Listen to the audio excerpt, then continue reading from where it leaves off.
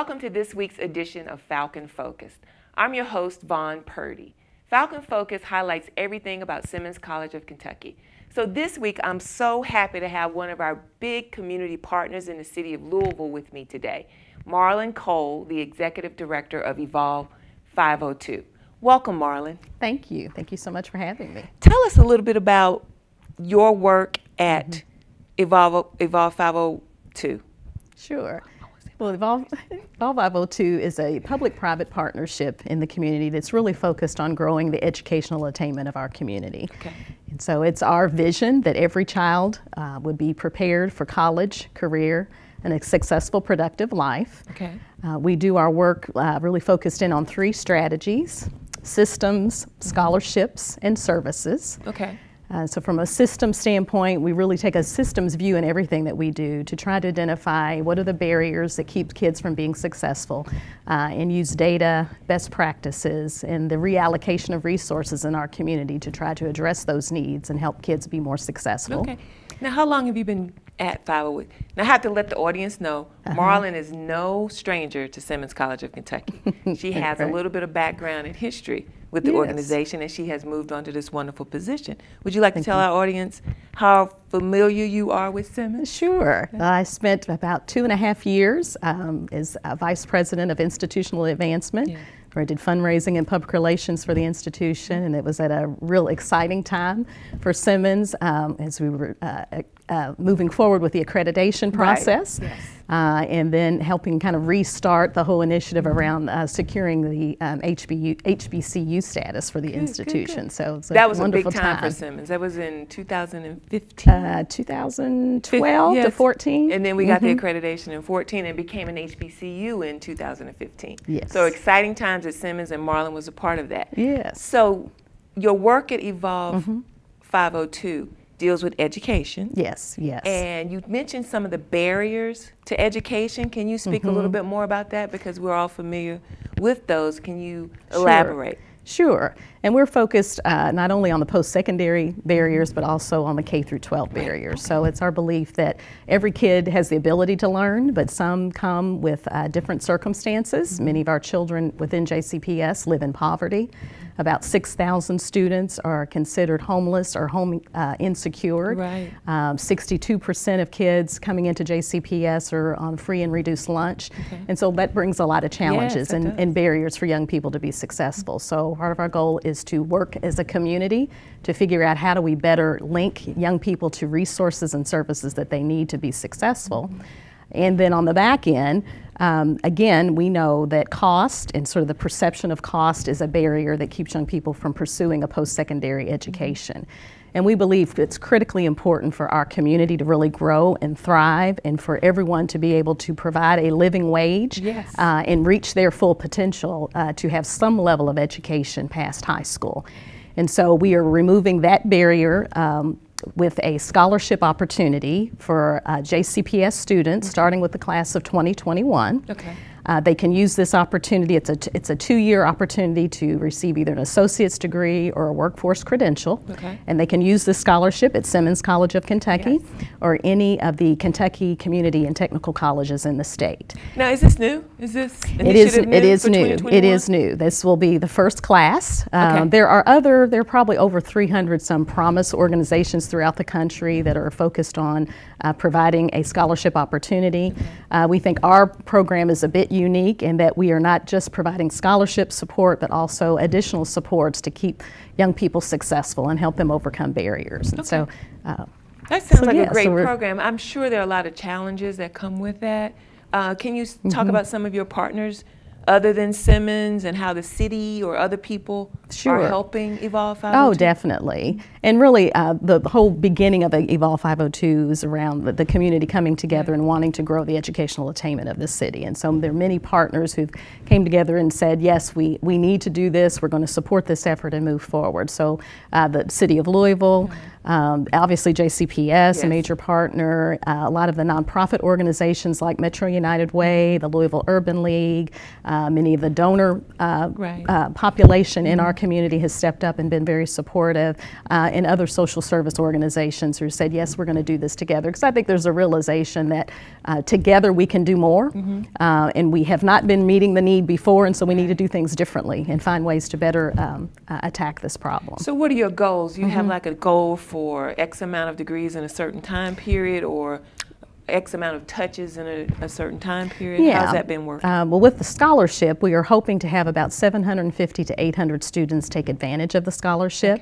Okay. So we're hoping that we'll get over 1,000 applications. The application opened October 1, and we were very excited that at this point we have over 200 already who have applied. And so, again, our goal will be to work with those students through this process. They have to fill out the FAFSA, which is not an easy process to go through. And so we have student success coordinators that will work with our students to kind of help them through that process. First of all, they have to graduate from high school, obviously, and so we want to be sure that they stay on track for that. And then provide those supports that they need to just help with this very smooth transition.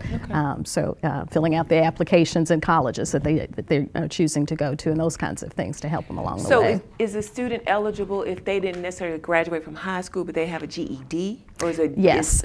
So we're making provisions for students that are getting their GED within a time frame of when they would have graduated. Also making provisions for students that might serve in the military, so that they can also take advantage of the opportunity. And so it's our goal for students to have at least been in the system since 9th grade within JCPS. But again, if we know sometimes students have to move for reasons that are beyond their control, and so we'll look at different cases, case by case, and kind of judge from that. But we're trying to also, with this opportunity, really remove the barriers to getting in. So the application process is very simple, and again, we help and kind of provide support around that. And so we just ask that students take at least 9 credit hours their first semester, and to stay academically eligible within the institution that they're in. We are also thinking about maybe having some other opportunities for volunteer work and civic activity, because we think that's important for young people to understand the importance of engaging in community early on.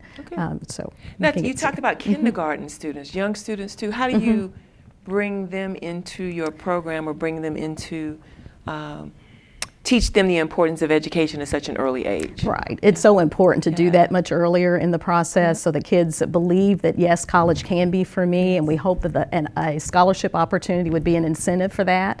But we know we also have to address early learning for our kids, and we have our partnership with Metro United Way, who's really leading that Ready for K Alliance piece. So we know within JCPS right now that about 50% of kids are arriving are kindergarten ready. But we are also know there's some gaps that start showing up by 3rd grade, and so we will be digging into what's going on there, and what's happening with our young people. What are the needs that they have that aren't being met to keep them on the pathway to be successful. So it's our goal to influence on the front end to keep kids engaged in school and having the resources that they need to be successful in school, and then have the scholarship hopefully as an incentive that says, if you do what you're going to do, then we're going to have your back. But we still have to raise money to make that happen, and so we've made the promise to the first class, but it is our goal to make this promise to 13 classes, which would include everybody in kindergarten through the senior year. It sounds quite like a huge challenge, but a great initiative, a great goal. Now, you talked a little bit about, I'll tell you what we do. We're going to take a break right now, and then when we come back, we'll continue our conversation with Marlon Cole of Evolve 502. Did you know that nearly 75% of high school seniors are accepted to their first college of choice, but only a little over half can afford to attend, according to a recent study? The outcomes prove the need for college-bound students to consider tuition costs alongside of program offerings. Simmons College of Kentucky offers 5 degree concentrations, and in 2018 was named the most affordable HBCU in the nation. Simmons College of Kentucky, creating the next generation of thinkers.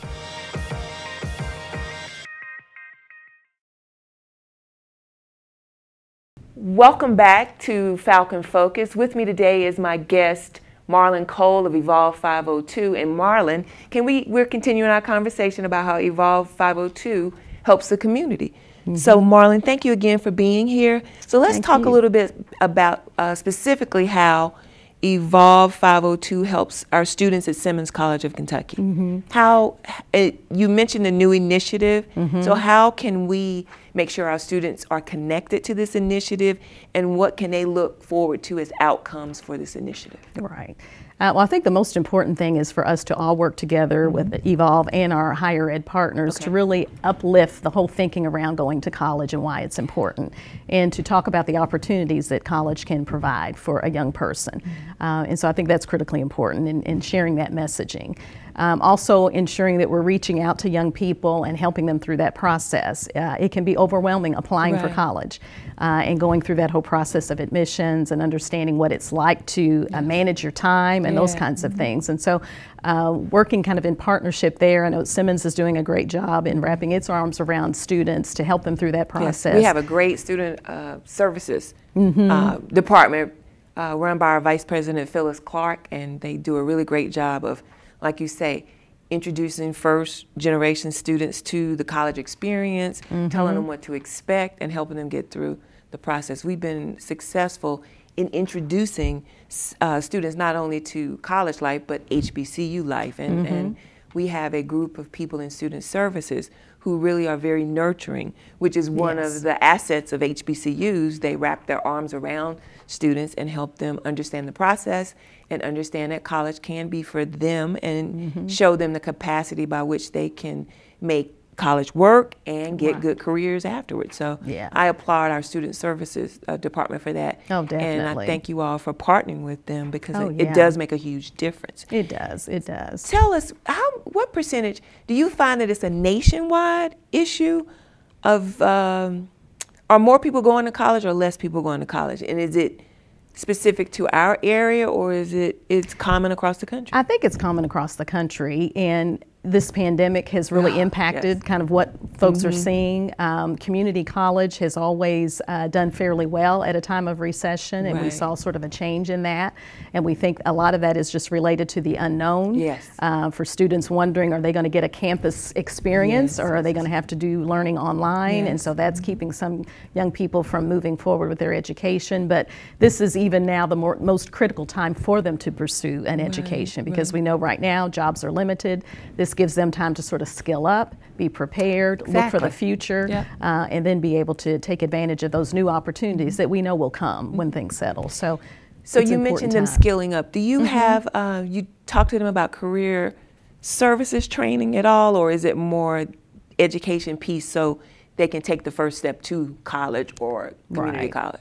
A little of both, and I think we're still exploring that piece of it a bit and really connecting a lot with business, because I think it helps a young person if they have sort of an idea of what they want to do, or can see what the forward thing might look like if they pursue a certain career. I think that keeps them motivated when they are challenged, when they're in school. And so doing a bit of really helping them understand, you know, what is it that you're interested in? Based on that, what's the best path to go, and really giving them that insight and thinking through what makes the most, what appeals to them most and will be of most beneficial to them. But it's critically important, and I think our community has done a fabulous job in trying to connect business.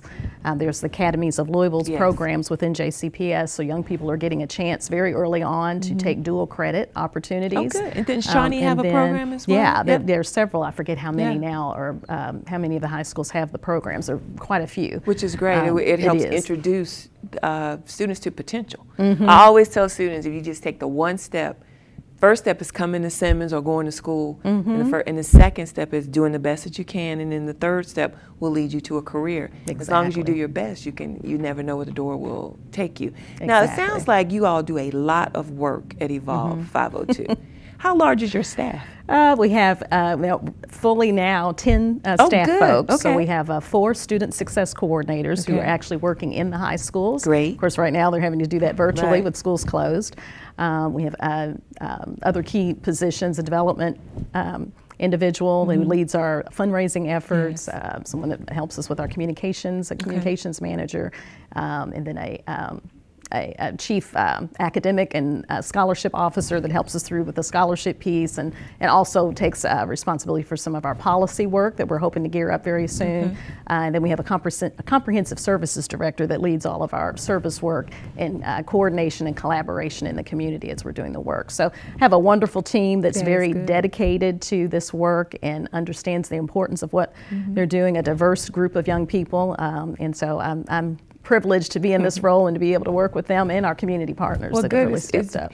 Education is the key, as we all know. Now, I wanted to go back, just circle back to how students apply. Let's talk a little bit more about, to our audience, how you actually apply for some of these great opportunities and scholarships. Sure. So as I mentioned, the scholarship opened October 1st. It is available on our website, but our student success coordinators are having conversations now with principals and counselors, and so they have shared the information with them. They will be directing young people to the website to apply as well.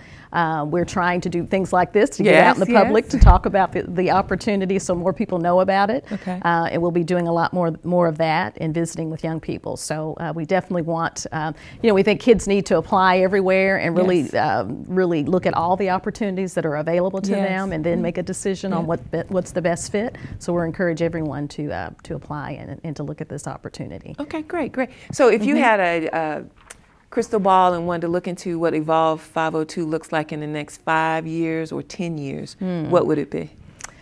I like to think about it as, what can we see with the students that we're working with? I hope that there is this renewed sense of importance of attending college and what it can do for young people, and that there is this re-energized feeling of, yes, I want to improve myself, I want to grow as an individual, I want to contribute to community, and that our community is really embracing that thought and our young people and really uplifting everybody in this community, because we're only as good as the weakest of us. And so we need to ensure that we're looking at this as from many different perspectives of an economic development opportunity. If we're going to have business in this community and recruit and retain business in the community, you have to have an educated workforce.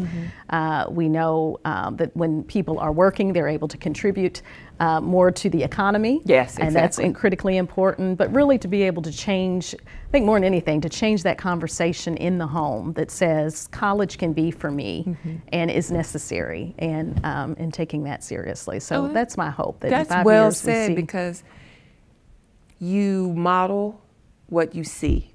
So if kids see people, professionals or people working in their careers, they can be motivated to do so. But if they're in a home where they might have parents who are undereducated, I will say, who lack the opportunity at a particular time, they may not think that they can do so.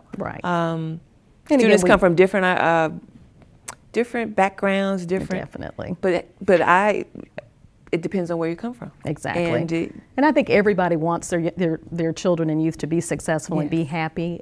We all have different varying experiences with education ourselves, and knowing how to navigate that process. So we really want to support our families, our parents, and help them help their children along the way. And there's so many adult education opportunities in our community as well. So we want to encourage families and adults to go back to school. Do you all work with adults as well? We don't so much in the scholarship opportunity, other than working with the families of our young people. But Jefferson, as well as Simmons, you all have an adult population that attends, and so we promote that as well. And we think as we're working with our students, we might be able to help our families from that perspective too. And so really thinking about it from all of those pieces. Because last week on our show, we had a student who was a little older when she started college, and she is now about to graduate, and she already has 2 jobs, part-time jobs, one with U of L and one with the health department. So she is on her way. She never thought that when she took the first step that it could lead to the various opportunities. And I remember her saying how afraid she was when she came to Simmons. She never thought she would go to college, and you hear that with some of our older students. And they realize that they too can take advantage of the opportunities that a program like Evolve 502 has, and an opportunity that Simmons and other places of education provide.